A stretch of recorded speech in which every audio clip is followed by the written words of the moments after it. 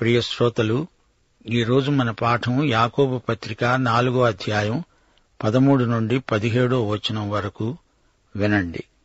నేడైనను రేపైనను ఒకానొక పట్టణమునకు వెళ్లి అక్కడ 1 సంవత్సరం ఉండి వ్యాపారము చేసి లాభము సంపాదిద్దాము రండని చెప్పుకునేవార్లారా, రేపేమి సంభవిస్తుందో మీకు తెలియదు. మీ జీవము ఏపాటిది?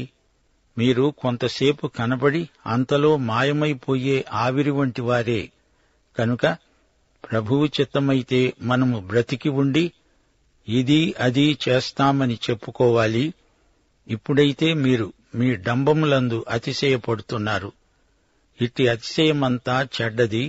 కాబట్టి మేలైనది చేయనెరిగి ఉండి అలాగు చేయని వానికి పాపము కలుగుతుంది. సామెతలు 27వ అధ్యాయం 1వ వచనం. రేపటి దినమును గూర్చి అతిశయపడకు. ఏ దినమున ఏది సంభవిస్తుందో అది నీకు తెలియదు. 1 యోహాను 2వ అధ్యాయం 16-17 వచనాలు.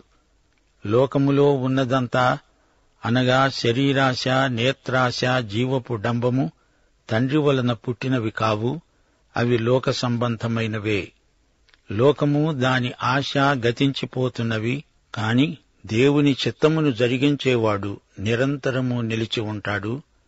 డంబాచారులై అతిశయిస్తారా? ఆ అతిశయం మంచిది కాదు. అనగా మీరు అతిశయించి పాపము చేసిన వారవుతున్నారు. రోమాపత్రిక 14వ అధ్యాయం 23వ వచనం. విశ్వాసమూలము కానిదేదో అది పాపం. విశ్వాసంతో ప్రతి పని చెయ్యాలి, సందేహంతో చేయకూడదు. క్రియాత్మకమైన విశ్వాసము, విశ్వాసాత్మకమైన క్రియలు రెండూ మనకు కావాలి. ఇది సరైంది అవునో కాదో అనే సందేహంతో ఏదీ చెయ్యకూడదు. ఇది సరైంది అని తెలిసినప్పుడు అది చెయ్యకుండా ఉండకూడదు. మానవుని ప్రణాళికలు, ఏర్పాట్లు అనిశ్చితమైనవి. మన ప్రభువు వెర్రివాడైన ఒక ధనికుని ఉపమానం చెప్పాడు. ఎన్నో సంవత్సరాలకు సరిపడా ధాన్యం సమకూర్చుకున్నాడు. నా ప్రాణమా, తిను, తాగు, సుఖించు అని చెప్పుకున్నాడు. కాని అదే రాత్రి తన ప్రాణం పోగొట్టుకున్నాడు. యాకోబు కూడా అలాంటి మనస్తత్వం మంచిది కాదు అని హెచ్చరిస్తున్నాడు. దేవుని చిత్తాన్ని సంప్రదించకుండా తమ స్వంత ఏర్పాట్లు చేసుకునే వారికి ఇది గొప్ప మందలింపు. మన తలంపులు దేవుని తలంపులు కావు. కీడు చేస్తే పాపం, మేలు చెయ్యకపోవటం కూడా పాపమే. మేలు చెయ్యకుండా, కీడు చేయకుండా ఉదాసీనంగా ఉండిపోవటమూ పాపమే.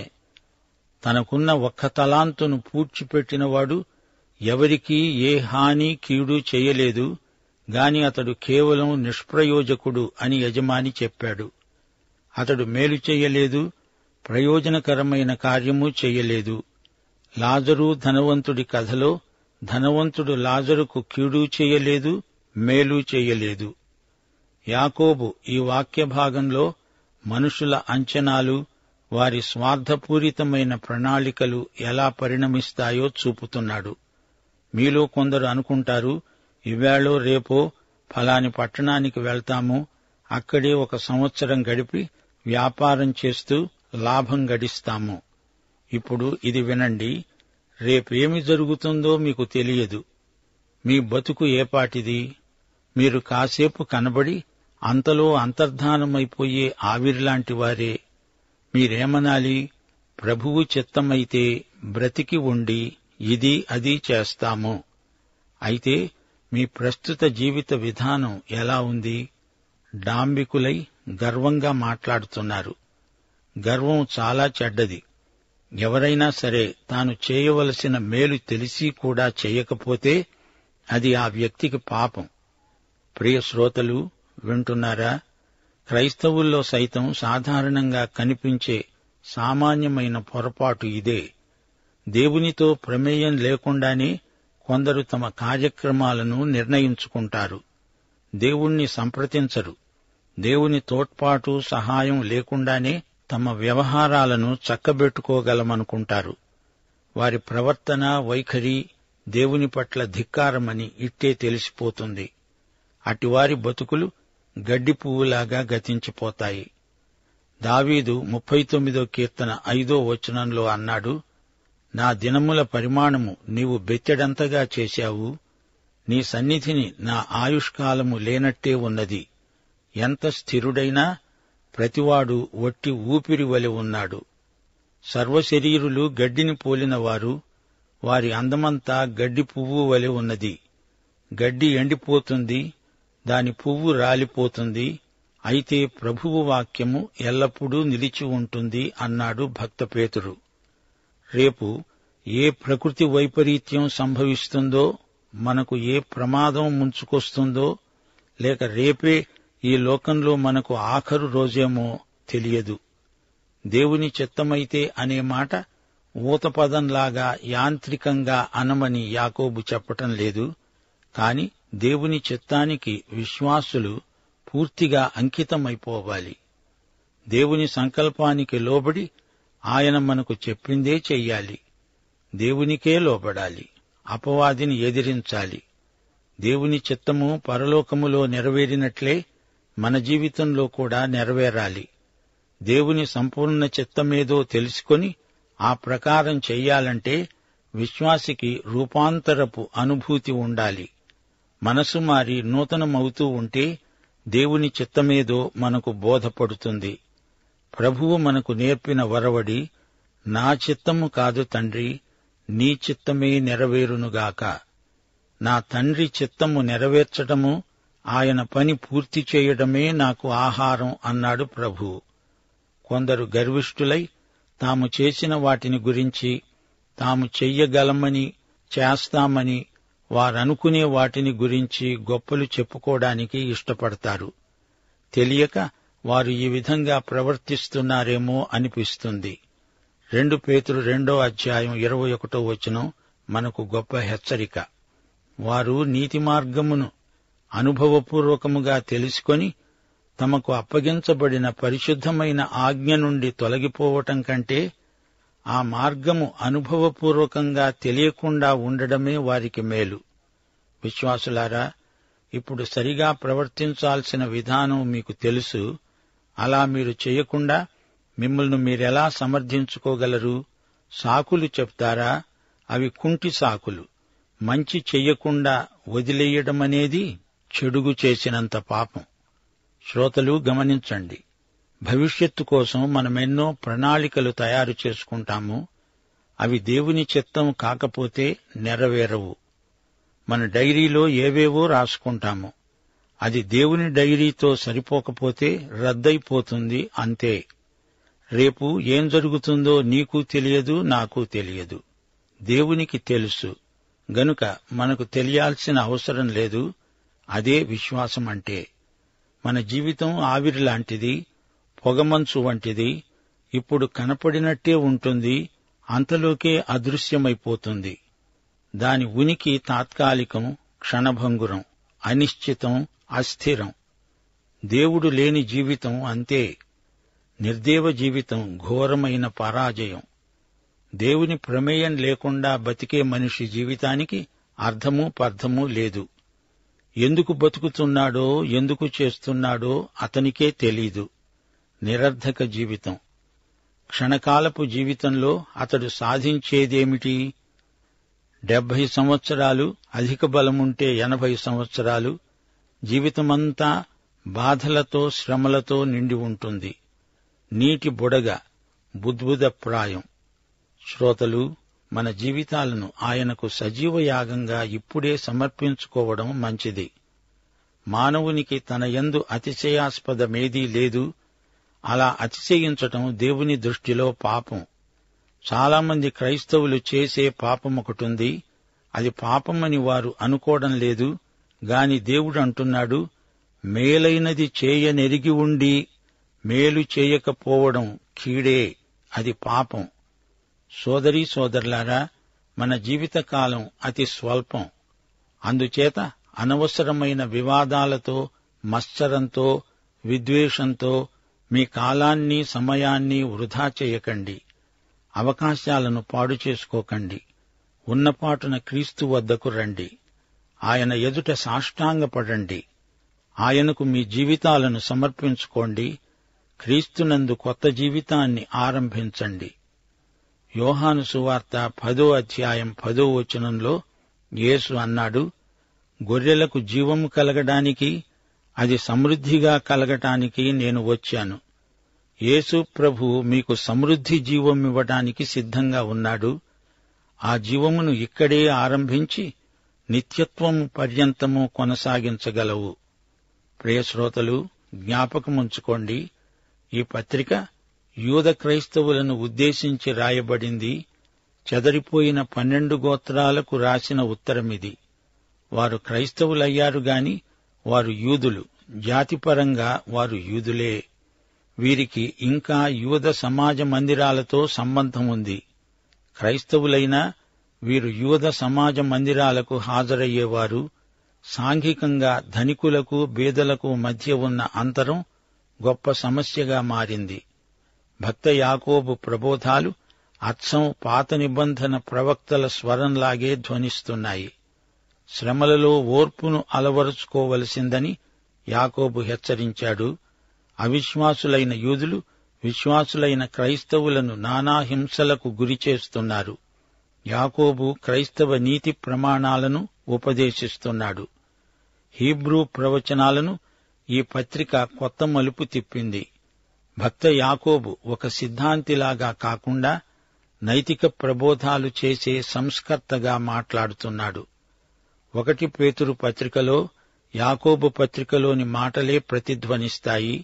యాకోబు పత్రికలోని ప్రబోధాలు యూద సమాజంలోని సమస్యలను చర్చించాయి. పౌలు చెప్పిందానికి, యాకోబు చెప్పిందానికి వ్యాఘాతమేమీ లేదని మరొకసారి మీకు జ్ఞాపకం చేస్తున్నాము. యాకోబు తన పత్రికలో క్రైస్తవానికి కొత్త నిర్వచనం చెప్పాడు. స్వాతంత్ర్యమిచ్చే నియమం. ఇదే ప్రేమ నియమం. మహిమాస్వరూపి అయిన మన ప్రభు యేసుక్రీస్తును గురించిన విశ్వాసం, యేసు రెండో రాకడ, ఆయన తీర్పు ఈ పత్రికలో బహుక్లుప్తంగా ప్రస్తావించబడ్డాయి. యోహాను పత్రికలో లాగే యాకోబు పత్రికలో చారిత్రకాంశాలు లేవు. యాకోబు పత్రిక 1వ అధ్యాయంలో విశ్వాసి యొక్క ప్రత్యేకత, విశ్వాసికి ఉన్న వరం వివరంగా చెప్పబడ్డాయి. 2వ అధ్యాయంలో విశ్వాసి యొక్క కనికరయుతమైన సేవ ప్రస్తావించబడింది. 3వ అధ్యాయంలో విశ్వాసి యొక్క మాటలు ఎలా ఉండాలో ప్రబోధించబడింది. ఇక ఈ 4వ అధ్యాయంలో విశ్వాసి యొక్క సమర్పణను గురించిన ప్రబోధమున్నది. ప్రతి అధ్యాయంలో సంస్కరణశీలమైన ఉపదేశాలెన్నో మనమింతవరకు విన్నాము. వింటున్నారా శ్రోతలు? అలనాటి క్రైస్తవ విశ్వాసులలో చాలామంది వ్యాపారం చేసే వర్తకులున్నారు. వారి వ్యూహాత్మకమైన అంచనాలను యాకోబు వేలుపెట్టి చూపుతున్నాడు. అధిక లాభాలు సంపాదించడానికి ఎక్కడికి వెళ్లాలో, ఏమి చెయ్యాలో ముందే నిర్ధారణ చేసుకుంటారు. అంతియోకుకు, అలెగ్జాండ్రియాకు, దమస్కుకు, కొరింతుకు వెళ్లి ఆయా వస్తువులు అమ్మడం, వేరే వస్తువులు కొనడం అది వారి వృత్తి. వారిది వ్యాపార ప్రవృత్తి. ఇది దేవుని చిత్తమవునా కాదా అని కాదు, దీనివల్ల మనకు లాభమా నష్టమా అని వారు విచారణ చేస్తున్నారు. శాశ్వతంగా ఉంటాము, లాభాలు ఆర్జించుకుంటాము, వ్యాపారాన్ని వాణిజ్యాన్ని వృద్ధి చేస్తాము అంటూ పథకాలు రూపొందించుకుంటున్నారు. ఇలాంటి వారికి యాకోబు సందేశమిదే. మీ స్వాతిశయం మానండి, మీ జీవితమేపాటిదో గుర్తించండి. మీ వ్యాపారం మానేయండి అని కాదు, ప్రభువు చిత్తమెరిగి ప్రార్థనపూర్వకంగా ఆయన నడిపించినట్లు నడవండి. కీర్తనలు 49:11. వారు తమ ఆస్తిని ఇతరులకు విడిచిపెడతారు, తమ ఇండ్లు నిరంతరము నిలుస్తాయని, తమ నివాసములు తరతరములకు ఉంటాయని వారనుకుంటారు. తమ భూములకు తమ పేర్లు పెట్టుకుంటారు. యెషయా 56:12 వారంటారు, నేను ద్రాక్షరసం తెప్పిస్తాను, మనము మద్యము నిండారునట్లు తాగుదాము రండి, నేడు జరిగినట్లే రేపు మరీ లక్షణంగా జరుగుతుంది. దేవుని బిడ్డలే ఆయన చిత్తాన్ని త్రోసిరాజని తమ స్వంత ఏర్పాట్లు చేసుకుంటే వీరిని క్రైస్తవ నాస్తికులు అనాల్సి వస్తుంది. లూకాసు వార్త 12వ అధ్యాయం 15వ వచనం, మీరు ఏ విధమైన లోభమునకు ఎడమియ్యక జాగ్రత్త పడండి. ఒకని కలిమి విస్తరించటం వాని జీవమునకు మూలం కాదు. నిత్యత్వపు విలువలను కాలరాచి వేస్తున్నారు. తాత్కాలిక లాభాల కోసం ఆధ్యాత్మిక విలువలను మంటకలుపుతున్నారు. వారి అంచనా ఆత్మవంచన. వారి ప్రణాళికల్లో దేవుని చిత్తానికి చోటు లేదు. ఈ వ్యాపారస్తులు తమకు తామే దేవుళ్లైపోతున్నారు. లౌకిక తత్వం పక్షవాతంలాగా వీరిని ఆవేశించింది. ఈ రోజు రాజులం, రేపు మహారాజులమవుతాం అంటూ గర్వం ఉట్టిపడే ప్రగల్భాలు పలుకుతున్నారు. వీరు కేవలం అవివేకులు అంటున్నాడు యాకోబు. దేవుడిచ్చిన హేతుబుద్ధిని కూడా వీరు వినియోగించరు. వీరి మనస్సాక్షి మూగబోయింది, మొద్దుబారింది. రేపేం జరుగుతుందో నీకు తెలుసా? ఓడలు బండ్లవుతాయి, బండ్లు ఓడలవుతాయి. ఒక్క త్రుటిలో లక్షాధికారులు భిక్షాధికారులవుతారు. జీవితం అశాశ్వతమని తెలిసి కూడా ఎందుకిలా మాట్లాడతారు? వృత్తి వ్యాపారాలను గురించి, కుటుంబాన్ని గురించి, పిల్లల విద్య భవిష్యత్తును గురించి, ఇల్లు, ఆస్తిపాస్తులు, పొలం, ఉద్యోగం, వీటన్నిటిని గురించి మీరెన్ని పథకాలో వేస్తున్నారే? దేవుని చిత్తమేమిటి అని ఎప్పుడైనా సంప్రదించారా చెప్పండి? మన ఆయురారోగ్యాలు రేపటికి ఏమవుతాయో, ఎలా ఉంటాయో మనకేం తెలుసు? తెలివైన వ్యక్తి నిత్యత్వాన్ని గురించి తలంచుతాడు. ఏ నిమిషంలోనైనా ఇక్కడి నుండి నిష్క్రమణ, అందులోకి ప్రవేశం. ఇది కాలం తాత్కాలికం, అది నిత్యత్వం శాశ్వతం. భక్తిలేని ఆలోచన పాపానికి నడిపిస్తుంది. స్వార్థకేంద్రితమైన అంచనాలు పాపానికి, చెడుగుకు పర్యాయ పదాలు. గర్వం, అహంకారం పాపానికి మూల స్థానాలు. దేవుణ్ణి మీ ప్రణాళికల్లోకి రమ్మనండి. ఆయన చిత్తం నెరవేర్చేటందుకు పాటుపడండి. నీకు తెలివి ఉంటే చాలదు, బాధ్యత కూడా ఉండాలి. మేలైనది తెలిసి కూడా అది చేయని వారిలో అపరాధ భావన తిష్టవేసుకుని కూర్చుంటుంది. అంతా తెలిసి క్రైస్తవ విశ్వాసులు స్వార్థానికి అమ్ముడుపోవడం మంచిది కాదు. అది నైతికంగా అసమంజసం, ఆధ్యాత్మికంగా అపచారం. ప్రభువు చిత్తమైతే మనం బతికి ఉండి ఆయన మహిమ కోసం అది ఇది చేస్తాము అని సాక్ష్యమివ్వగలిగి ఉండాలి. యేసు ప్రభువు చేతిలో మన కాలాలు, సమయాలు ఉన్నాయి. ఆయనకు లోబడాలి, నిశ్చయత గలిగి ఆనందంగా బతకాలి. మళ్లీ మా శ్రోతలకు జ్ఞాపకం చేయగోరుతాము. మంచి చెయ్యాలి, చెడుగు చెయ్యకూడదు. నీవు చెడుగు చెయ్యవు గాని మంచి కూడా చెయ్యవు. అప్పుడు నీవు కీడు చేసినట్లే అవుతుంది. అబద్ధం చెప్పడం పాపం. అయితే నీకు నిజం తెలిసి కూడా అది చెప్పవు. అది అబద్ధం చెప్పిన దాంతో సమానమే. ఎవరిని గురించైనా చెడ్డమాట అన్నావనుకో, అది పాపం. అయితే అతడు నీ సహవాసం కోరినప్పుడు నిరాకరిస్తే అది పాపమే. పరిశుద్ధాత్మ మనలను నడిపించినట్లు మనం పరోపకారానికి అంకితమైపోవాలి. మంచిది ఏదో, ఏది ఉపకారమో అది చేయడానికి దేవుడు మనకు ఆధ్యాత్మిక స్పృహను, నైతిక స్ఫూర్తిని దయచేయునుగాక. పాఠం ఇంతటితో సమాప్తం. ప్రభువైన యేసుక్రీస్తు వారి కృప, తండ్రి అయిన దేవుని ప్రేమ, పరిశుద్ధాత్మ యొక్క అన్యోన్య సహవాసము మనకందరికీ సదాకాలము తోడై ఉండునుగాక. ఆమేన్.